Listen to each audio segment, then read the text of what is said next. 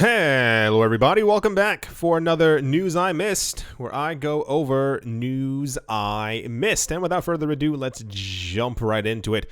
Popular San Francisco exchange Coinbase announced that eligible users can now earn up to 5% yield on their Cosmos, or Atom, held on the platform, according to a press release shared with AMB Crypto. The announcement follows the launch of staking rewards for Tezos, which were made available to customers in the US, UK, France, Spain, and the Netherlands back in May in the present press release. However, Coinbase has clarified that Cosmos staking rewards will be available in Belgium too, apart from the other countries that we mentioned before. With this move, Coinbase has added yet another European market to its domain, a development that could be a result of the European Central Bank's recent announcement of the digital finance package that clarified regulations for crypto companies and traders, citing the growth of cryptocurrency adoption across the world, Coinbase said. You can kind of imagine what they said. I don't think that we went over this. There's been a lot of staking news as of recently. A lot of, not new companies. A lot of companies have been adding new coins to their platform. I'm not sure if it's in an attempt to get new users, or if it's simply because they figured out another way for people to be able to make cryptocurrency on the side. However, yes, Coinbase has added Cosmos to their staking pool. I just made a video about this where I go over all the other staking platforms. And without further ado, let's move on.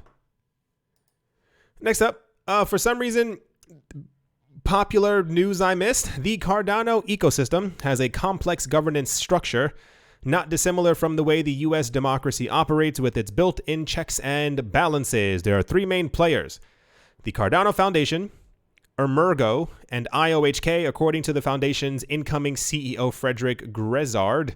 The governance will only get more complicated as more organizations join. He also said that he intends to maintain the foundation's independence from Cardano's founder and IOHK CEO Charles Hoskinson, who created this structure in the first place. He said, "The foundation lay in Switzerland, says that we need to be independent. That's exactly why it's interesting and why Charles chose to set it up that way, because he really, truly feels that people who are going to protect Cardano protocol for the generations to come need to be independent. The foundation's mission is the advancement of the Cardano protocol. It also remains a development company for the protocol, which is currently IOHK, though its contract expires this year.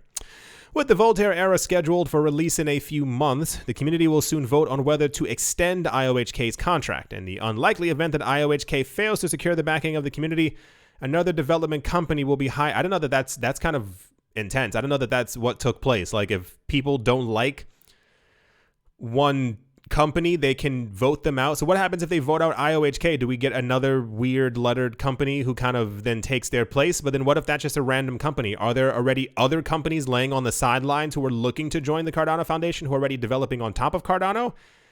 How does that work?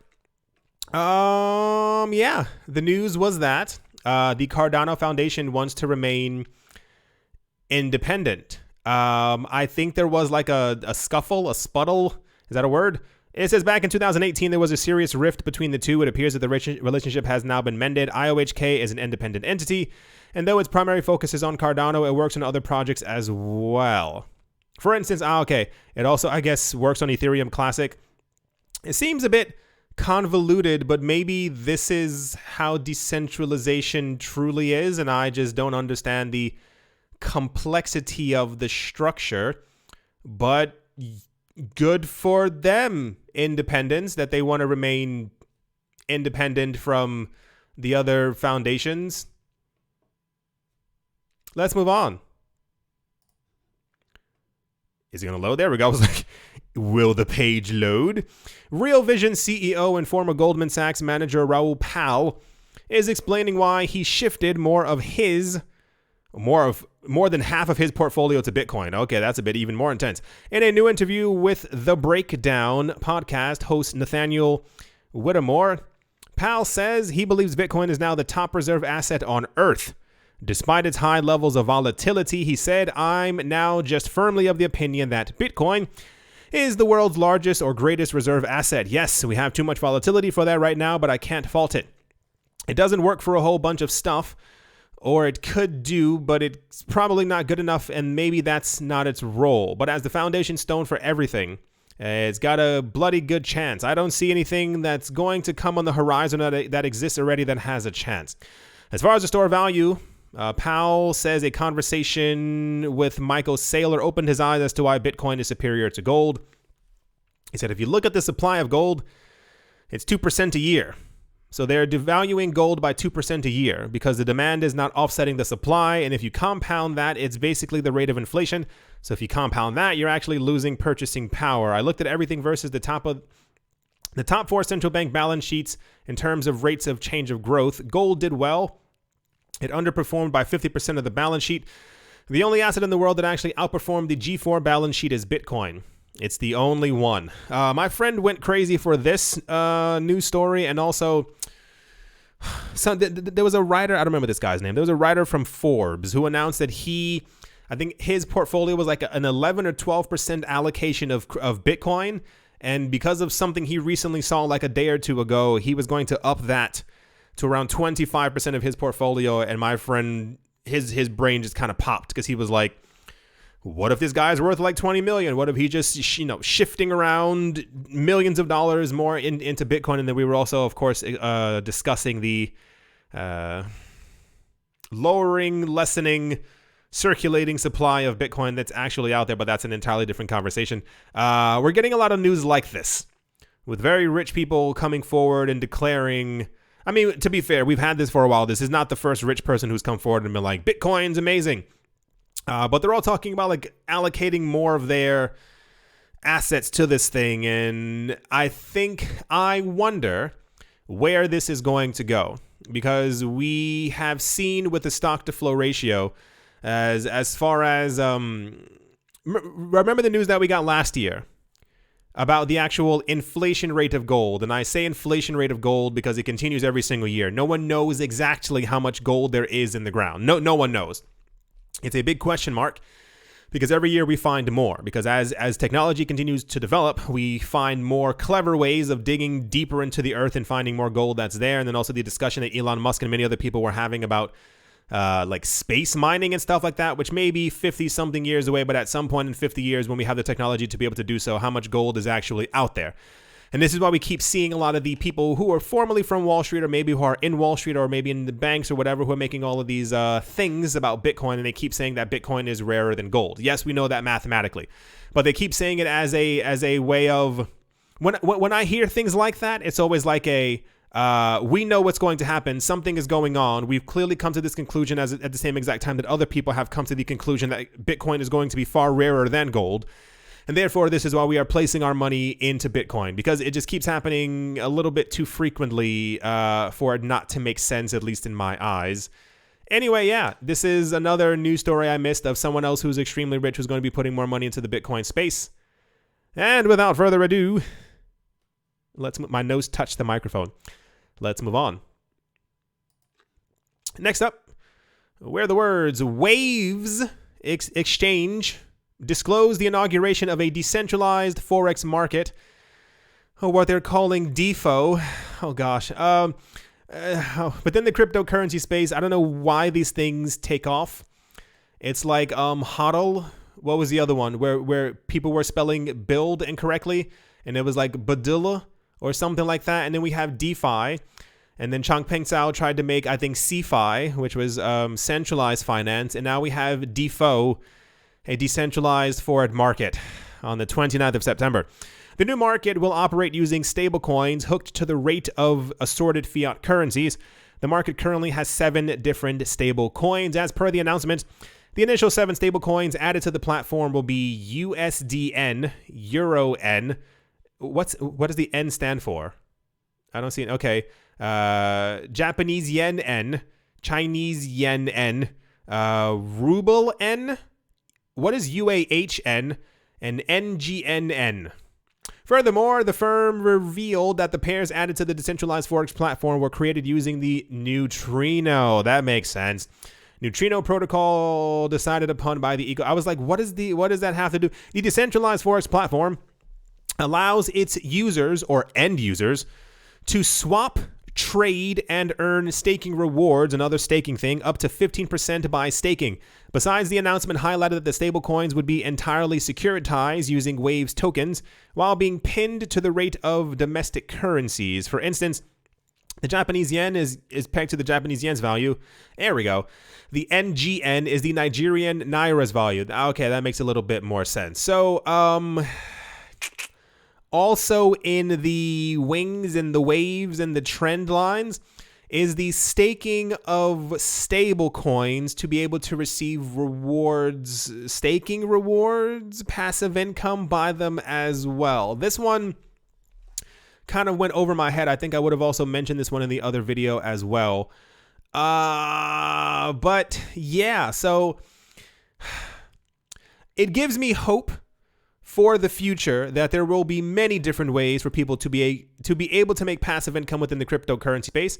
It doesn't have to necessarily just rely on Bitcoin passive income through lending and all this other stuff, or Ethereum staking, or XRP rewards. I think it was Bitfinex who also just did the exact same thing. So, yeah, I mean, I assume that there's going to be a market for it. I don't know how big it's going to be, but I assume there will be a market for people who will just be holding stable coins, maybe trading stable coins. I don't know stable coins. And I mean, 15% rewards is absolutely insanely huge and not necessarily sustainable over the course of a 10, 15, 20 year period. However, that's a pretty good chunk of change. Anyway, yeah, so Waves' decentralized exchange is making a decentralized Forex market that is going to allow people to trade stable coins that are pegged to some of the world's largest currencies, and will then allow them to make passive income from that.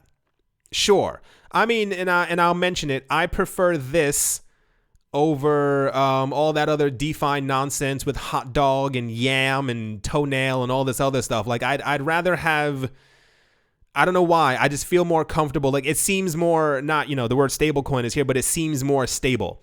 There's no, what's the word? Like, there's no promise of making 38,000% over the course of a 3-day period and all this other stuff. It's kind of just, this is more realistic when it comes to investing and making money.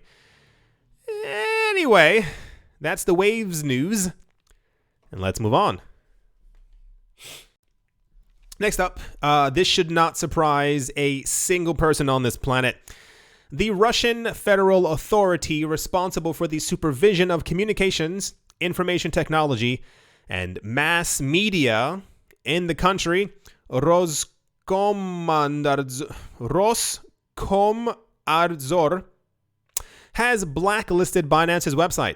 The crypto exchange giant announced the news in its official Russian Telegram channel on Friday, saying that the exchange received a notification from that long word on Thursday about the inclusion of Binance's website in the regulator's register for containing information prohibited for distribution in Russia. Binance said it had been placed in the register, possibly due to data distribution related to the cryptocurrency, such as Bitcoin. According to the official announcement, Binance's website entered the list on the 2nd of June, while the access is not limited. I guess that was the official title. It was in the list, but the access was not limited, meaning the website can still be accessed in the country. However, Binance claims it continues to provide service to Russian users in full and clients' funds are safe. As for the June inclusion, the crypto exchange said it had not received any notifications from law enforcement agencies before Thursday. So apparently, now it has. If you know the history of said place, this should not come as any shock to you, as they have done this before. They do this for their own internet. If you've never read up on that or looked into that, please do so. They are one of many different places on the planet that has their own internet because they believe that certain things should not be seen by people, which is not decentralized, if you get my drift. So, like I said, this should not surprise anyone who reads or has seen the news or has been around for the last 25 plus odd years. I assume we're going to see more of these names added to the list. Unless there's a lot of knee bending, because remember the other story that we were just reading about a day or so ago? The country who wanted to give the green light to cryptocurrency companies and stuff like that, but they basically had to like talk to them first. And we were like, how's that going to happen? Because you can't talk to Satoshi Nakamoto. So it's kind of similar on that same exact front. The point is, yeah, Binance has been blacklisted. No one should be surprised. This is going to happen to other cryptocurrency exchanges there as well. And I assume within that border, we will see whatchamajaggers. We will see other cryptocurrency exchanges growing from the lack of other exchanges existing. Let's move on.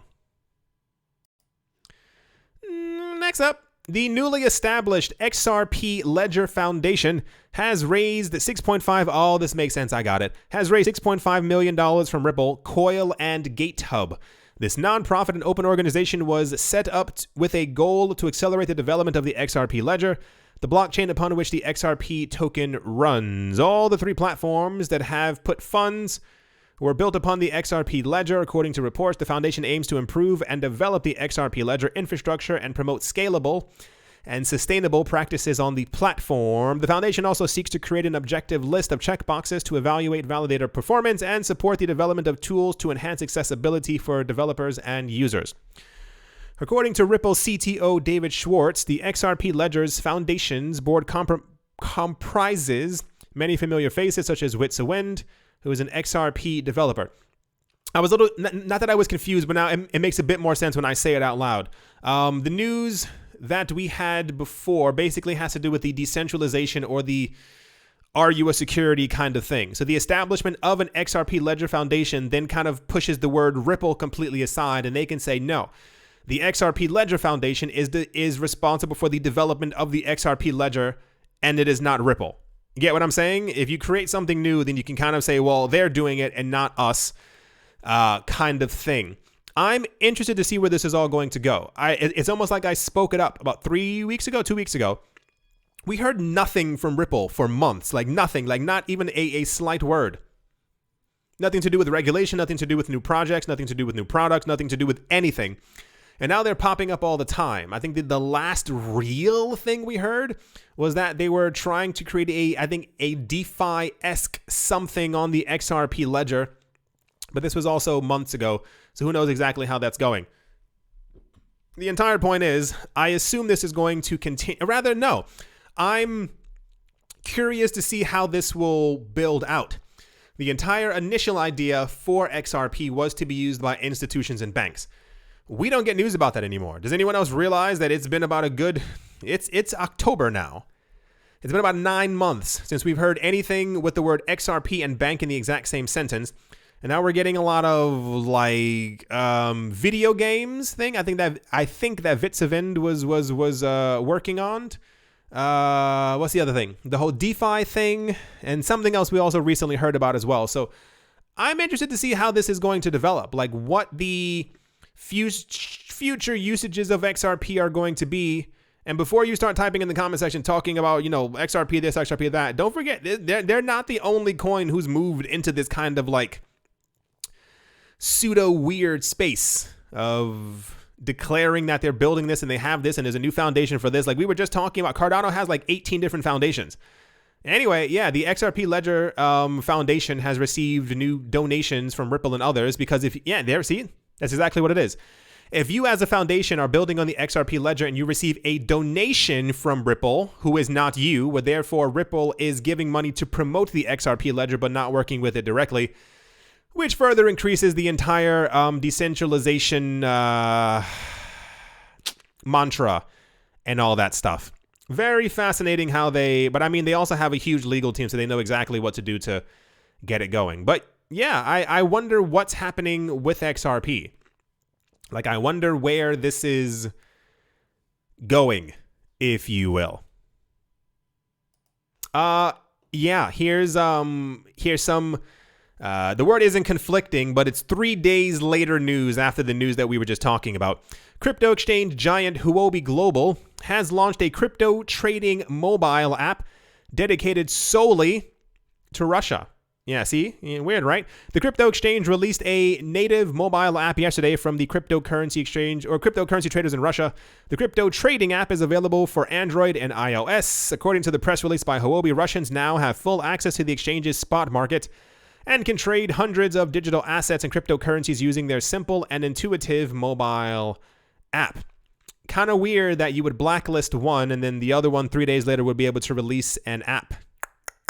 The latest development comes as the crypto exchange Huobi continues to expand its global presence. The crypto exchange believes that Russia is one of the leading markets for the crypto space and intends to explore the numerous opportunities, yada, yada, yada, so on and so forth. And it says right here, Huobi is committed to the Russian markets despite upcoming crypto regulations. They've spoken with someone. There are a number of countries on the planet who I don't want to use the term you can't mess with. You make sure that if you are going to be operating within this country, that you have spoken to regulators in some sort of way, that they know that this is going to be launched, and you know that they're okay with it because, you know, logic and history and history. So as it stands right now, Huobi has entered the Russian market, if you will, as I wonder how this went down. I wonder, I would love, and I've said this thousands of times, I would love to be a fly on the wall to see these discussions happening, because in my eyes, maybe it's like a bit too movie-y, you know, people drinking like, you know, they're swirling around some type of a brown liquid in a glass, and they're like, so when do we ban them? And it's kind of, you know, I think I just watched too much TV and too many movies. The point is, yeah, Huobi now has an app in Russia. Interesting, right? 3 days later. 3 days later. Also tying into, I don't want to say dystopian adoption news, but it's still adoption news. The government of Colombia has approved on the 22nd of September a pilot program that calls companies to test crypto transactions until the very last day of this year within the regulatory sandbox just passed by the country's financial watchdog. During a panel titled Overview of the Regulation of Crypto Assets in Colombia, Jorge Castaño, head of Colombia's financial superintendents, revealed that companies wishing to trial crypto transactions should apply by the end of the year, as the pilot will run through, I assume, the entirety of next year. The new regulatory sandbox was approved by the Ministry of Finance and Public Credit on the 14th of September. The SFC elaborated by saying, I don't have to read all that. You kind of figure out what they're going to say. We're seeing more sandboxes popping up. More countries coming forward saying that they're okay with cryptocurrencies as long as there is like a certain section of the city kind of thing. Like who said that before? There was one company, geez Louise, there was one country that had like an actual section of their city that was just devoted to people who wanted to use blockchain. And the idea is that the country would be able to see everything that you were doing to make sure you were following their rules kind of thing. I think it may be one of their only ways to attract people who are in the space without pushing them away too much, and also making sure that they are able to not only keep track of everything, but also be able to say, hey, we're also helping to develop things within our borders as well. Because one of my big predictions was that if you don't open your arms to them, they will not come. There are many other countries out there where they can easily go and have lower tax rates and be treated a lot better. The dystopian part for me comes from the fact that I don't assume that any of these countries are going to embrace decentralization. I think it has to do with them trying to make sense of what blockchain is, what cryptocurrencies are, and how they can get control of it in some sort of way. And I think it's going to be a mimic of the idea that they're going to start launching central bank digital currencies and or other DeFi-esque platforms where they can build this on top of that and so and so and so. Of course, they will remain the winners because it's, you know, within their purview, what have you. But I still think it's going to be just one gigantic mess, because the entire point of it is to be decentralized, to not have a central authority controlling everything, and to use a decentralized cryptocurrency to be able to transact in value to get away from the old system. They don't want that. They don't hear that. They don't see that. So I think a lot of these things will be completely futile.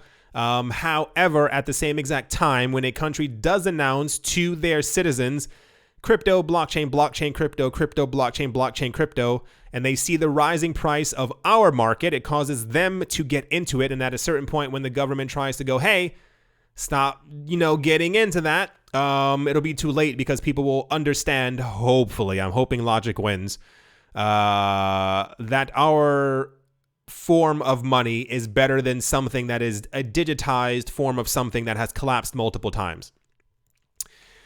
I think I said that correctly. Let's move on. And in question mark news, but not really question mark when you hear the names, Tezos has become the last integrated network into China's ambitious blockchain-based services network. I already told you before, I assumed that Tezos was a corporation coin because of their constant adoption, not only by immediate adoption by cryptocurrency exchanges, as Tezos was a brand new coin, but also we keep getting glimmers of news, shimmers of news. We keep getting news about countries who are relatively friendly to Tezos. And you have to understand that the country that we're talking about is not really friendly about anything that they don't control. So the integration of Tezos into China's blockchain-based service network is kind of huge in that, once again, I still think it's a corporation coin. Say it what you want, but, history. If you read the news, if you know anything about here, this will then make a lot more sense. Developers can employ the Tezos protocol through BSN's global public city nodes and portals for a simplified development and deployment experience. All three global public city nodes, namely Hong Kong, California, and Paris, have integrated with the Tezos blockchain in both mainnet and testnet. Absolutely wonderful. Yada, yada, permissionless, sure, why not? Where was the other really crazy part? Doesn't even have it here. Where is it? Prior to Tezos, BSN integrated other popular blockchain companies such as Chainlink's Oracle. I've thought that Chainlink has been weird for a while. I'm not talking about that Chainlink isn't awesome, cool, amazing, fast, interoperable, whatever you kind of want to say, but Chainlink also popped up very weirdly and also became hyper integrated into many things very quickly. And it's not because developers were like, wait, that sounds cool. I think behind the scenes, Chainlink and Tezos were actually created. I mean, it's not out of the realm of possibility. Like, do you all know how the world works? We're created by big players behind the scenes as a way to get into the cryptocurrency space. It just kind of seems this way. BSN also integrated Neo. And Neo and Tron are known as Chinese coins, air quote. And Neo was believed many years ago to potentially be something that would be adopted by this country in rapid succession. It didn't happen, and neither did Tron. But it makes sense that they would have integrated Neo. So I'm connecting the dots. It's not tinfoil hat at all. You have to understand, like, there are many other blockchains that have been around for a very long time to do the exact same thing that Chainlink and Tezos both do. Like, this isn't like blockchain exclusive technology. Like, Chainlink doesn't have coding inside of it that can't simply be edited into another like coin or another chain. Same exact thing with Tezos. Like, they're not doing. These aren't the only protocols that will ever have this technology. It's the same exact thing when we talk about Bitcoin having side chains, and Bitcoin would also have that same exact technology because it would be linked to Bitcoin. It has to do with the fact the adoption of certain things. And to be fair, I also throw Ethereum into that same exact pool as well. Why are all the countries so keen on issuing things, integrating, or collaborating with things that have to do with Ethereum? I just assume kind of the same thing. Anyway, yeah, the point is they have integrated with Tezos, Chainlink, and Neo, which just further pushes my speculation meter forward, but it kind of is what it is. I do hope you enjoyed this news I missed. There's always tons of news that I missed. I try to give you some of the best ones because a lot of it is just really, really rough. Hope you all enjoyed. Hope you all are having a great day, a great morning, a great afternoon, a great evening, wherever you are, wherever you might be. I do hope it's absolutely fantastic. Thank you all once again for watching and or listening, and I will most certainly be talking to you all soon. See